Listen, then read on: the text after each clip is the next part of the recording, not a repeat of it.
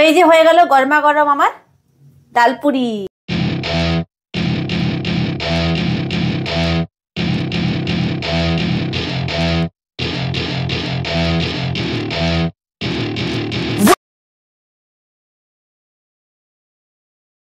Hello everyone, welcome back to my channel crazy village cooking. তো guys তোমরা কেমন আছো? আশা করছি সবাই খুব ভালো আছো। তো আজকে বানাবো হচ্ছে কি আমি ডাল পুরি। তো দেখো দেখো এটা হচ্ছে গিয়ে ছোলার ডাল। ছোলার ডালটা আমি আগে ভিজিয়ে রেখেছিলাম, মোটামুটি 7 থেকে 8 ঘন্টা ভিজিয়ে রাখার পরে সেদ্ধ করেছি, মানে লবণ আর হলুদ দিয়ে সেদ্ধ করার পর এরপরে নেক্সট প্রসেসটা আমি তোমাদের দেখা। এটা আগে করে রেখেছিলাম আমি। এরপর দেখো ঢালছি, শুকনো শুকনো এরকম দেখো। এখন একটা গ্লাস নিয়ে নিচ্ছি আর গ্লাসের পেছন করে আমি এটা খুব ভালো করে ম্যাশ করব।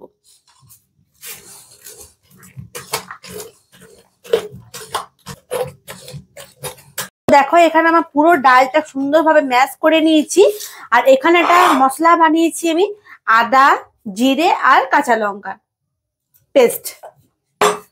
তো এরপর আমার নেক্সট কাজ হচ্ছে মশলাটা রেডি করার জন্য কড়াই বসিয়ে দিয়েছি। এখানে তেল গরম করতে দিচ্ছি, দিয়ে দিয়েছি সর্ষের তেল। তেলের মধ্যে দেব পেস্টটা, আদা, জিরে আর কাঁচা লঙ্কা। এরপরে দিয়ে দেবো ডাল, ম্যাশ করা ডালটা, ছোলার ডাল। তো এরপর অল্প হলুদ দেব এখানে একটু, আর অল্প দেব লবণ। আমি তো লবণ দিয়েছিলাম, তো মশলাটা যেহেতু পড়লো তার জন্য অল্প লবণ দেবো এখানে।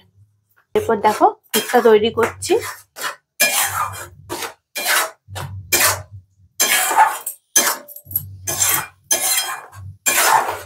নাড়তে থাকবো, শুকনো শুকনো করে নেবো একবারে পুরটা নেড়ে।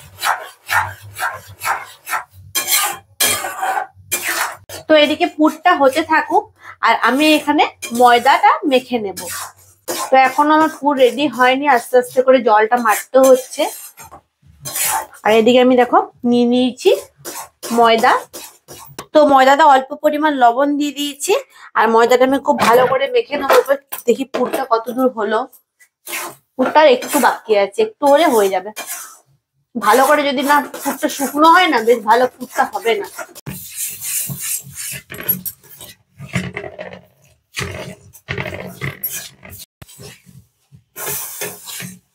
তো পুর করা কমপ্লিট হয়ে গেছে। পুরটা আমি একটা ঢেলে নিচ্ছি। আর পুরটা ঠিক এইরকম ভাবে আমি ঠান্ডা করতে দেব। দেখো কত সুন্দর একদম ঝুরঝুরে হয়ে গেছে।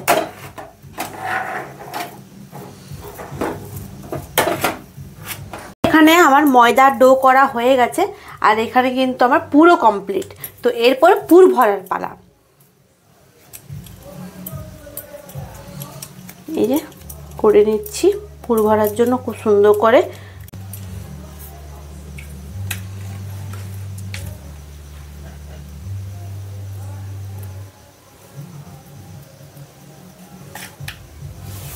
পরিমাণ মতো কিন্তু ভরতে হবে, বেশি ভরলে কিন্তু তখন বেলা যাবে না। তো এটা তো আমি তেল দিয়ে মানে ভাজবো না, এটা করব পরোটার মতন, সেঁকবো তেলে। অ্যাকচুয়ালি এটা বেশি খেতে ভালো লাগে।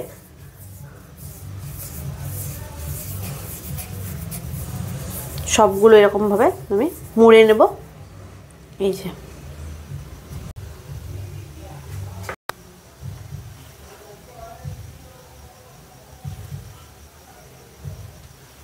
এই যে কতগুলো বাকি আছে, আর 2-3টে বাকি আছে, তাহলে মোটামুটি কমপ্লিট হয়ে যাবে আমার পুর ভরা।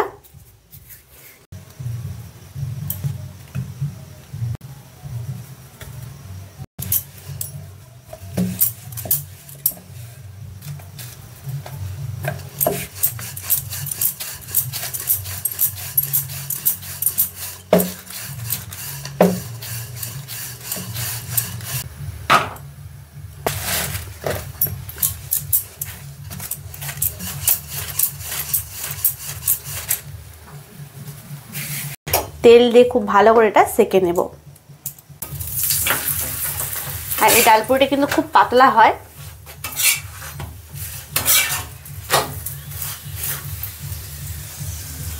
একদম রুটির মতন পাতলা হবে। পরোটা হলেও রুটির মতন একেবারে পাতলা হবে, এটাই খেতে ভালো লাগে।